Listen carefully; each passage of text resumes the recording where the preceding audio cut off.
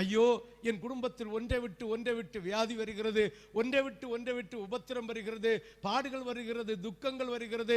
ஒரு நாள் சந்தோஷமா இருந்தால் 3 நாள் துக்கமா இருக்கிறது, ஒரு மாசம் சந்தோஷமா இருந்தால் ஒரு வருஷம் வேதனையா இருக்கிறது.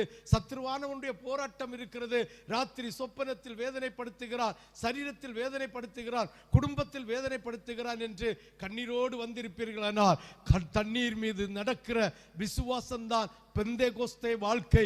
இந்த பெந்தேகோஸ்தே வாழ்க்கையில தண்ணீர் மீது நடந்து போகும்போது உன்னுடைய இருதயம் ஆண்டவரை மட்டும் பற்றி இருக்க வேண்டும். வருகிற காற்றுக்கு, வருகிற புயலுக்கு, வருகிற உபத்திரவத்திற்கு செவி சாய்க்காமல், கண் போகாமல் ஆண்டவரை மட்டும் உற்று நோக்கினார்.